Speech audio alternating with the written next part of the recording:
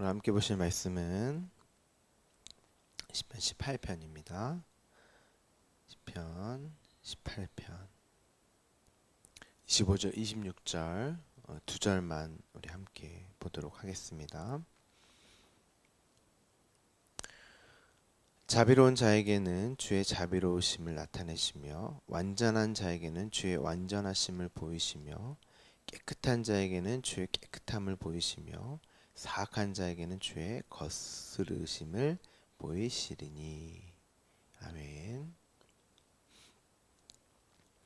우리 계속해서 시편 18편을 함께 보고 있습니다. 우리 18편이 어떻게 시작되었죠? 여호와의 종 다윗의 시 이렇게 시작이 되었습니다. 그리고 여호와께서 다윗을 그 모든 원수들의 손에서 건져 주신 날에 다윗이 이 노랫말로 여호와께 아뢰었다. 이렇게 시편 18편의 소제목으로 이렇게 기록되어져 있습니다.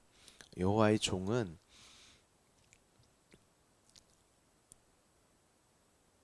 제가 말씀을 드렸지만 아들입니다.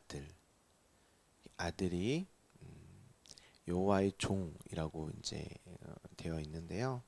왜 여호와의 종이라는 단어를, 그러니까 종이라는 단어가 어떤 의미냐면 하나님이 그려낸 대로, 말씀하시는 대로 하나님의 계획과 뜻에 맞게 그대로 살아야 하기 때문에, 그러니까 자기의 주체성이 없는 거죠. 그러니까 종은, 이 당시의 종은 주인의 재산이거든요. 재산.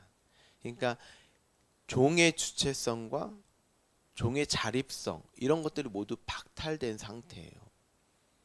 주인의 것이란 말이죠. 그러니까 종에 따로 어떤 인생이 있고 주체적인 삶이 있고 자기가 개척해내고 선택과 어떤 주도적인 그런 삶이 있는 게 아니라 주인에 의해서 살 수 있고, 주인에 의해서 존재할 수 있고, 주인을 위해서만 살아야 하는 그 존재가 이제 종인데, 왜 이게 아들인가?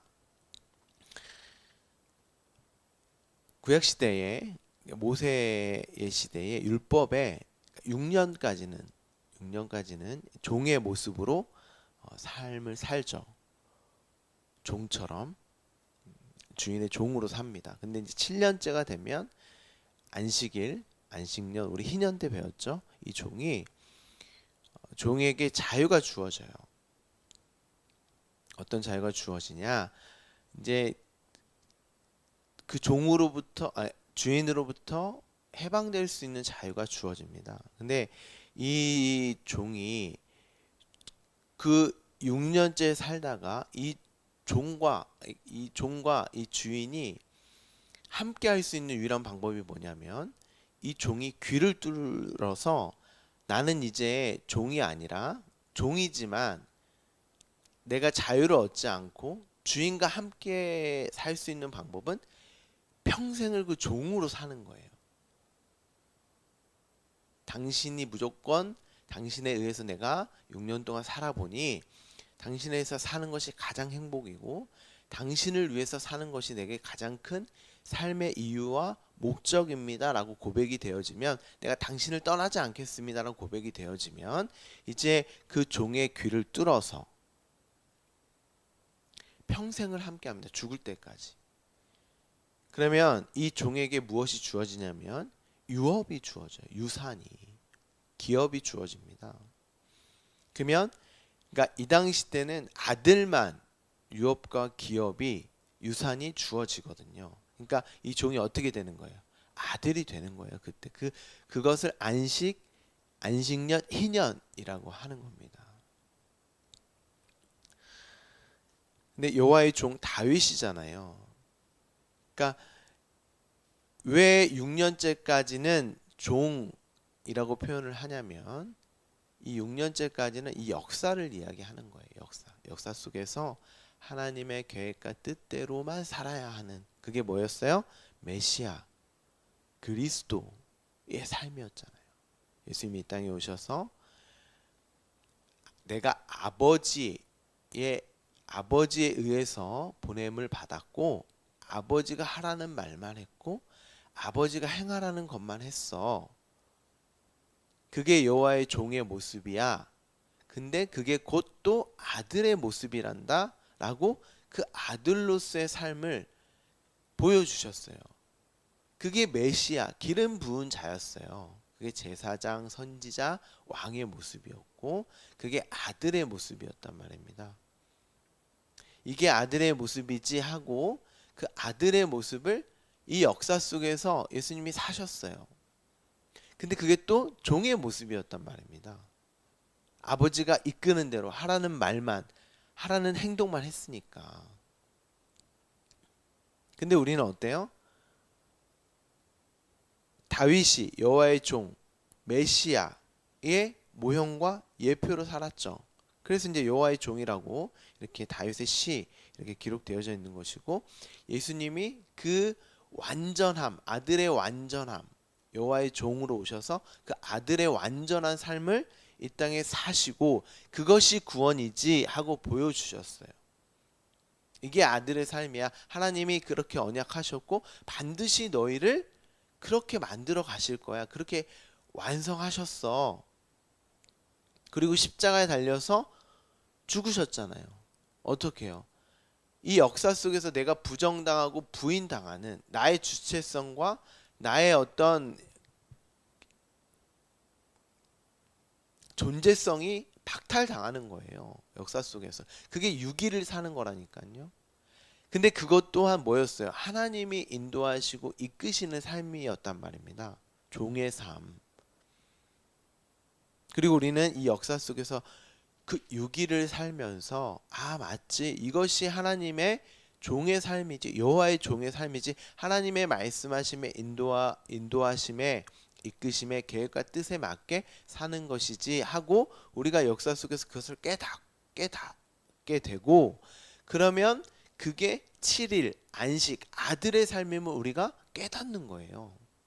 그게 안식을 사는 거란 말이죠. 그런데 우리가 왜 예수 그리스도인이라고 이렇게 부름을 받느냐? 그리스도, 메시아, 그리스도 그 아들의 삶을 우리가 그대로 살잖아요. 그러니까 그리스도인이라 하면 어떤 선함, 착함, 윤리와 도덕적인 삶을 이야기하는 것이 아니라 하나님의 그 여호와의 종, 메시아, 그리스도의 삶을 그대로 그 아들의 삶을 그대로 사는 자들이에요. 그리스도인들은 하나님의 인도하심에 따라 그것이 저와 여러분의 인생 속에 그려지는 삶이란 말입니다. 그래서 1절에 나의 힘이신 여호와여 내가 주를 사랑합니다. 당신이 나를 창세전에 계획하셨고 뜻하셨고 그리고 이 역사 속에서 그 아들의 삶을 나를 통하여서 그려내셨고 그것이 하나님이 우리를 사랑하시는 거잖아요. 우리는 우리의 주체성과 우리의 자주성과 독립성을 주장하면요. 성경이 뭐라 그러냐면 그걸로 그냥 망한다 그래요.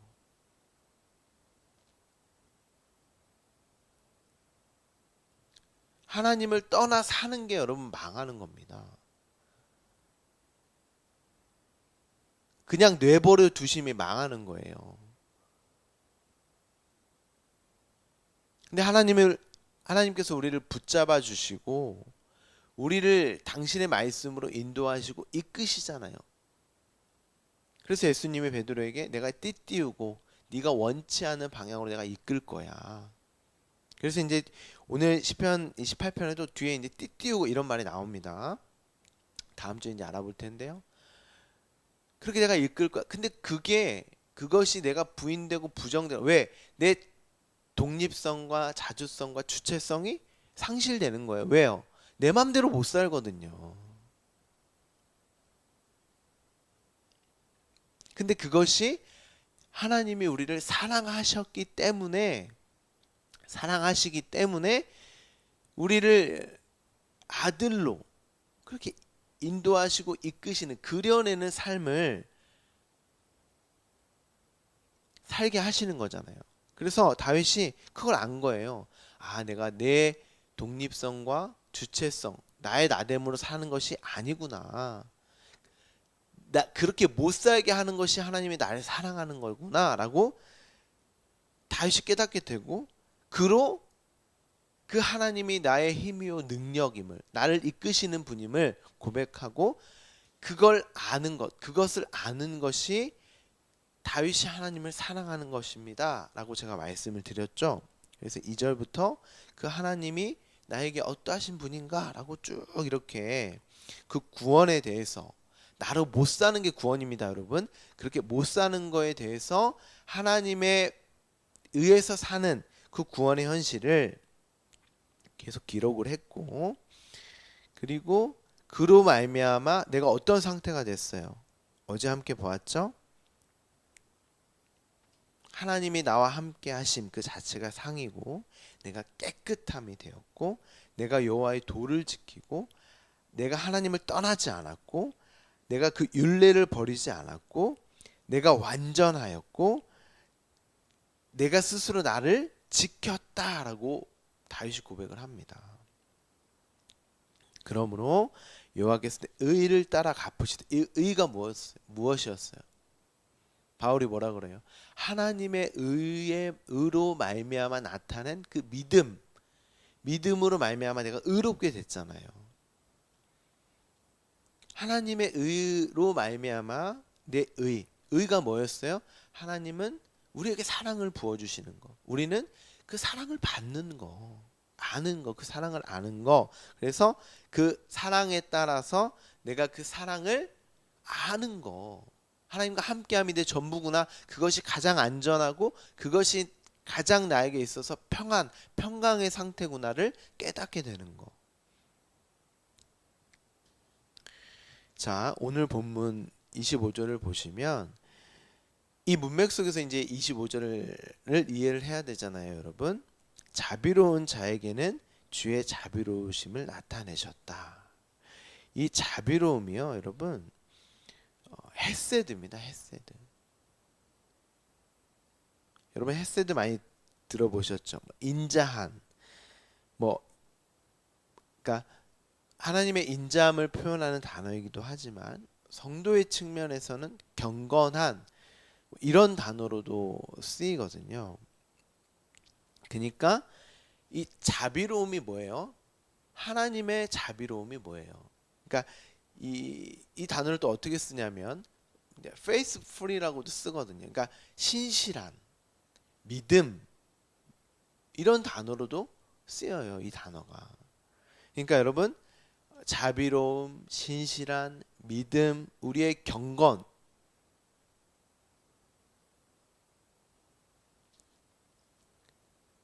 그런 단어로 쓰이는데, 이 원문을 보시면 이게 어떤 단어, 어떤 전치사와 함께 쓰이냐면 임이라고 하는 전치사가 쓰이는데, 이게 무슨 뜻이냐면 함께예요. 함께. 자비로움과 함께 있는 자, 하나님의 그 인자함과 함께 있는 자, 그것이 경건이에요. 그것이 믿음이고, 그것이 신실함입니다. 하나님의 신실함.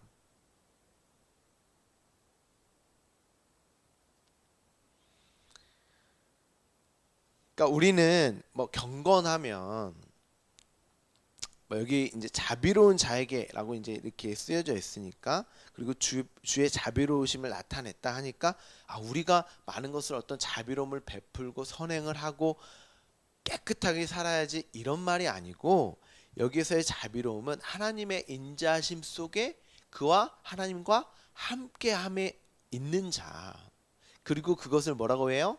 경건이라고 해요. 우리 경건하면 경건해야지, 하나님 앞에서 경건해야지, 그 말을 경건함이라고 떠올리면 뭔가 마음의 상태가 굉장히 어떤 그 종교심으로, 열심으로 가득 찬 어떤 상태, 그리고 어떤 예배당에 와서 신실한 어떤 모습을 보이는 어떤 그런 의미로 많이 사용하잖아요. 근데 그런 뜻이 아니고 하나님 안에 있는 거, 하나님 안에 머무는 그 상태. 하나님 안에 머문다는 게 무슨 뜻이었어요? 우리가 앞서 살펴봤잖아요. 여호와의 종 아들. 또 이게 무슨 뜻이었어요? 하나님으로만 사는 자. 하나님의 말씀으로만 사는 자. 내 말이 아니라. 그렇죠? 내 말이 뭐예요? 내 말은, 여러분, 말은 내가 선악의 주체자가 되어서 선하고 악하다고 판단하여서 그러함으로 개념화된 모든 것들이 다 말이에요. 우리가 개념화 하잖아요. 우리가 뭐 교회, 종교, 인간, 세상 어떻게 개념화해요? 말로 개념화되어 있죠? 어떻게 해요? 내가 선악의 주체자가 되어서 판단하여서 이게 옳고 이게 악하고 하는 그 기준으로 무엇이든지 바라보잖아요. 나를 기준으로 하여서. 그리고 사람들이 합의하여서 그걸 어떤 국어사전이나 어떤 윤리와 도덕, 사회 체계의 법으로 우리가 합의하여서 지키잖아요. 그런 것들을. 근데 그게 아니라 성경은 하나님이 선하고 악하다고 하는 그 주체는 하나님뿐이야. 그리고 너희는 그 말씀으로만, 하나님의 말씀으로만, 그 주체자는 하나님뿐이시니까 그 하나님에 의해서만, 그 하나님의 말씀으로만 살아가지게 되는 그 상태가 종이고 아들이란 말입니다.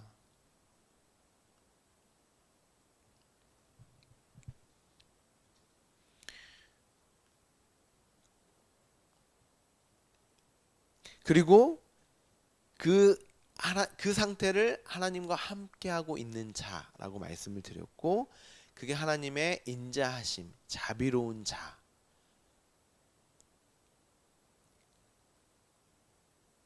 함께하심. 제가 말씀드렸잖아요.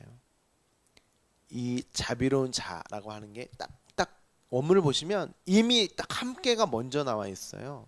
그 자비로움과 함께한 자가 우리가 자비로운 자가 되는 거예요.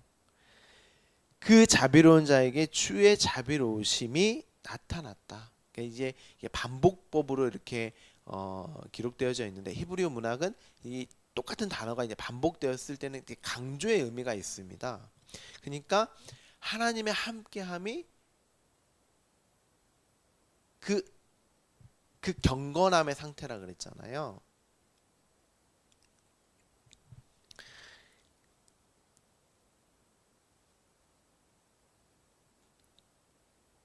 그게 나타남에 주의 자비로우심이 우리의 삶으로 그 자비로우심이 그려지는 것이 여호와의 종 아들이라고 그랬으니까 이 주의 자비로우심이 나타남, 그것이 우리가 자비로운 자가 되는 거예요. 우리가 단순히 어떤 선행, 착함, 윤리와 도덕적인 행위를 하는 게 아니라 하나님의 자비로우심을 나타내는 그런 우리의 모습, 아들됨 삶, 여호와의 종의 삶이 자비로운 자인 것입니다. 그리고 그 후에 뭐라고 되어 있어요? 완전한 자에게는 주의 완전하심을 보이시며. 이것도 반복법이죠. 완전한 자. 우리가 어떻게 완전한 자가 되겠어요? 우리가 어떻게 온전한 자가 되겠습니까? 여기에서도 똑같아요.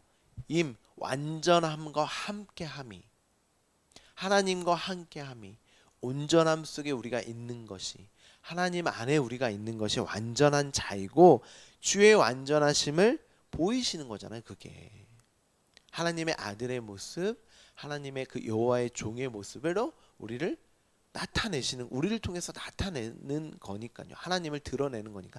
또 그것을 영광이라고 하는 거예요, 여러분. 자, 26절입니다. 깨끗한 자에게는 주의 깨끗하심을 보이시며 사악한 자에게는 주의 거스르심을 보이시나니. 여기서 이제 깨끗한 이제 이 단어의 뜻은 선택된,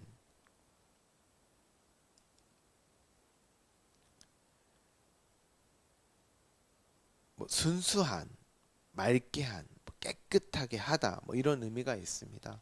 그러니까 이제 하나님의 창세전에 선택된 자들이 깨끗하게 되는 건데, 여러분 깨끗한 게 뭐예요? 제가 한번 설명을 드렸는데, 깨끗함은 우리가 마음을, 이런 단어를 보면 우리가 마음을 청결하게 해야지, 마음을 깨끗하게 해야지, 이렇게 이제 많이 고백들을 하시는데, 그래서 그렇게 노력하는 종교가 불교잖아요. 근데 청결이 뭐예요? 청결. 제가 여러 번 설명을 드렸는데, 청결은, 깨끗함은 예를 들어서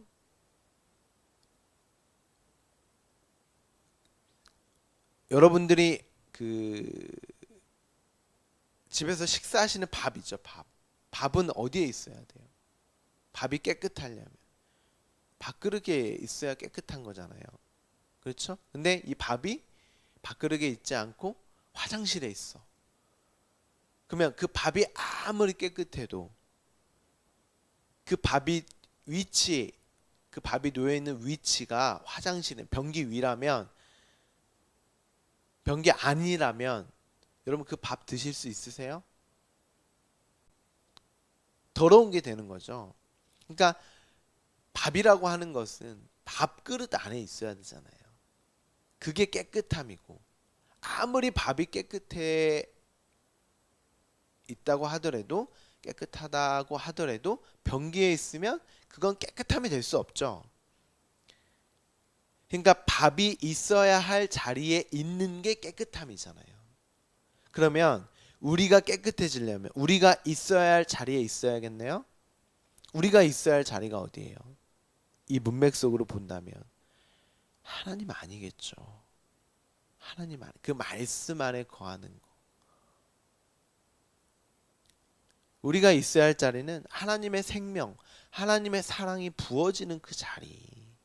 피조물의 자리. 내가 하나님 아니군요. 나는 하나님 아니고 하나님이신 그분, 내 아버지신 하나님의 그분이 나에게 생명을 부어주고 사랑을 부어주셔서 나는 그 생명과 사랑만을 받는 그 자리. 내가 그 생명 만들어낼 수 없고 그 사랑할 수 없는, 그렇잖아요.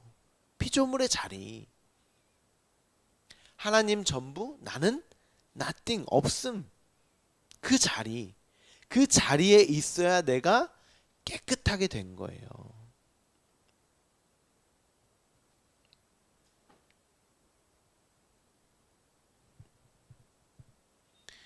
그러니까 이런 그 문맥들이, 문장들이 다 이렇게 일맥상통하게 하나로 이어지죠, 여러분. 자비로운 자, 완전한 자, 깨끗한 자. 주의 깨끗함을 보이시는 거고, 그게 우리로 하여금 하나님을 나타내는 것이니까. 그리고 후에 뭐라고 되어 있냐면, 사악한 자에게는 주의 거스름을 보이시리니, 이제 여기 보면 이 사악하다는 거 하는 말이 왜곡된이란 뜻이에요. 왜곡된, 거짓된. 그것을 사악하다, 악하다. 그러니까 어떤 거겠어요? 뭘 왜곡한 거겠어요? 뭘 거짓된이라고 하겠어요? 말씀이겠죠. 그러니까 우리를 통해서 하나님의 그 진리의 말씀, 하나님의 사랑, 생명을 있는 그대로 나타나는 것이 우리가 본 자비로운 것이었고, 그 경건이었잖아요. 그리고 완전한 거였고, 나타내시는 것, 그리고 깨끗함이었잖아요. 근데 그 말씀이 왜곡돼 있어요. 왜곡되는 게 무슨 말이에요? 진리의 말씀이 아닌 왜곡, 율법으로. 율법이 뭐였어요? 율법으로 사는 거 뭐였어요? 내가 선하게 주체적으로 사는 그 자체가 하나님의 말씀을 왜곡하는 거예요, 여러분. 그걸 거짓말이라고 하는 거고.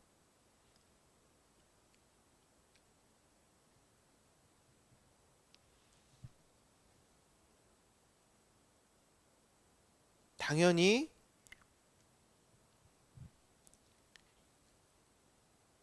그로 그 왜곡된 율법으로 사는 것이 주의 거스름으로 사는 거잖아요. 아들의 모습이 아니니까. 여호와의 종의 모습이 아니니까. 그렇죠? 이제 여기 보면 이 거스름이라고 하는 단어가 이제 아까 말씀드린 사악한 그 왜곡된 이제 그런 의미의 연장선에서 이제 하나님의 말씀의 대적 원수의 입장에 서서 투쟁하다 뭐 이런 뜻입니다.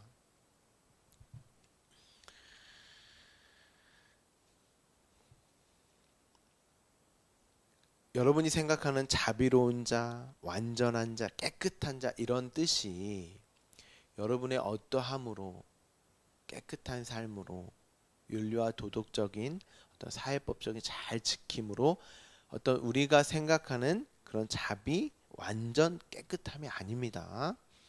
하나님과 함께함, 그로 나타내는 하나님을 드러내는 그 말씀을 온전히 드러내는 그 삶, 여호와의 종의 삶, 아들의 삶, 그 삶이 깨끗한 것이고 완전한 것이고 자비, 헤세드,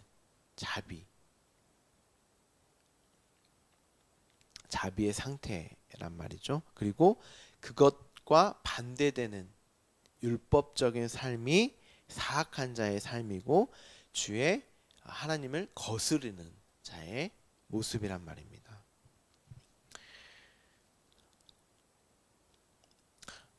여러분은 시편을 읽으시면서 어떤 생각과 마음이 드세요? 어렵죠? 어려우실 거예요. 이제 제가 원어나 아니면 그런 문맥과 문장 속에서 이렇게 하나의 의미를 가지고 어떤 내용을 가지고 또 구약이나 신약의 내용을 가지고 이제 가져와서 말씀을 드리는데요. 시편이 굉장히 어렵습니다, 여러분. 그래서 제가 일일이 한 단어 한 단어를 여러분께 설명을 드리는 거고 여러분들이 새벽 예배 때 이런 한 단어 한 단어들을 개념화해서 가지고 계셔야 돼요. 기억을 꼭 하셔야 됩니다. 그래서 이제 그래야 예수님의 말씀들이 읽혀져요. 뭐 자비나 완전, 온전, 그리고 깨끗한 뭐 사상순에서 청결한 자 이런 단어들이 이해가 되는 거예요. 예수님이 구약의 내용들을 가지고 와서 말씀을 하시거든요. 그리고 시편에 이제 다음 주부터 화요일에 또 이제 볼 텐데요. 이런 내용들이 쭉 이어져 나옵니다. 처음에 이런 내용들을 잘 기억을 하고 계시면 후에 반복되어지는 이런 내용들의 어떤 개념이나 내용들을 쉽게 이해하실 수 있으실 것입니다. 우리 주말씀 교회 우리 모든 분들이 그 여호와의 종 아들의 삶을 지금 살고 계실 텐데요. 그 삶은 다른 게 아니에요, 여러분. 하나님과 함께하는, 그리고 하나님의 자비가 드러나는, 그리고 하나님의 그 완전한 창세전 언약이 나타나고 드러나게 되는, 그리고 온전케 되는, 그리고 그것이 내가 있어야 할 그 자리, 피조물의 자리, 하나님의 아들의 자리, 자녀의 자리, 그것이 뭐라 그랬죠? 깨끗함이라 그랬죠? 그 깨끗함. 오늘도 하나님과 함께 하심으로 그 자비로운 자의 모습, 완전한 자의 모습, 그 깨끗한 있어야 할 자리에 있는 저와 여러분 되기를 간절히 소망합니다. 기도하겠습니다.